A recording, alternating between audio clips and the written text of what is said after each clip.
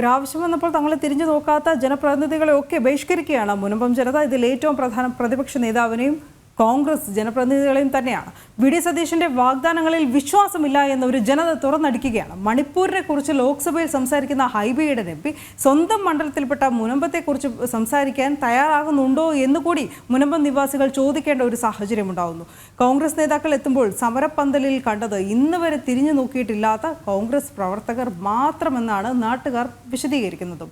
സുധീഷ് ഗോപാൽ വിവരങ്ങളുമായി ചേരുന്നു. സുധീഷ്, മുനമ്പത്തെ നിവാസികളുടെ ആശങ്ക കൂടിയാണിത്.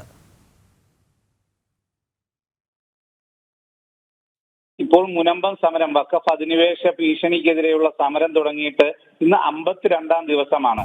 അതിൽ 51-ാം ദിവസമാണ് ഉപതെരഞ്ഞെടുപ്പും മറ്റ് തിരക്കുകളും മറ്റ് വോട്ടുകളെ സ്വാധീനിക്കുന്ന സംഭവങ്ങളെല്ലാം മാറിക്കഴിഞ്ഞിട്ടാണ് പ്രതിപക്ഷ നേതാവ് വി.ഡി. സതീശന്റെ നേതൃത്വത്തിൽ ഹൈബിയുടെ എം.പി അടക്കമുള്ളവർ ഈ സമരപന്തലിലേക്ക് എത്തുമ്പോൾ അവർക്ക് വേണ്ടിയാണ്, അവർക്കൊപ്പമാണെന്ന് വി.ഡി. സതീശൻ പല തവണ പ്രഖ്യാപിക്കുന്നു. ഹൈബിയുടെ പറയുന്നു ഒരു കുടുംബത്തെയെങ്കിലും അവിടെ നിന്ന് ഇറക്കിയാൽ ഞാൻ എം.പി സ്ഥാനം രാജിവെക്കുമെന്ന് പറയുന്നു.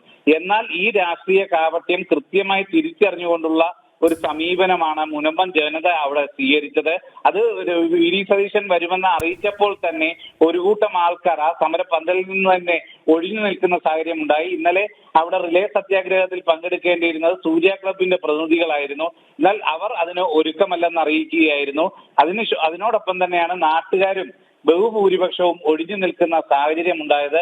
ഇത് തിരിച്ചറിഞ്ഞിട്ട് വിവിധ വാഹനങ്ങളിലായി ബസ്സിലും ട്രാവലറിലും മറ്റുമായി കോൺഗ്രസുകാർ വിവിധ ഇടങ്ങളിൽ നിന്നുള്ള പ്രവർത്തകരെ ഇവിടേക്ക് എത്തിച്ച് പന്തലും പരിസരവും എല്ലാം തന്നെ ജനങ്ങളെ കൊണ്ട് നിറച്ചെങ്കിൽ പോലും ആ കൃത്യമായ കോൺഗ്രസിന്റെ ആ നീക്കങ്ങളെ എല്ലാം തന്നെ ചെറുത്തു തോൽപ്പിക്കുന്നതായിരുന്നു അവിടുത്തെ ജനങ്ങളുടെ പ്രതികരണവും മറ്റും. വി.ഡി. സതീശൻ പ്രസംഗിക്കുമ്പോൾ തന്നെ അതിന് ബദലായുള്ള കാര്യങ്ങൾ അവർ വിളിച്ചു പറയുന്നുണ്ടായിരുന്നു.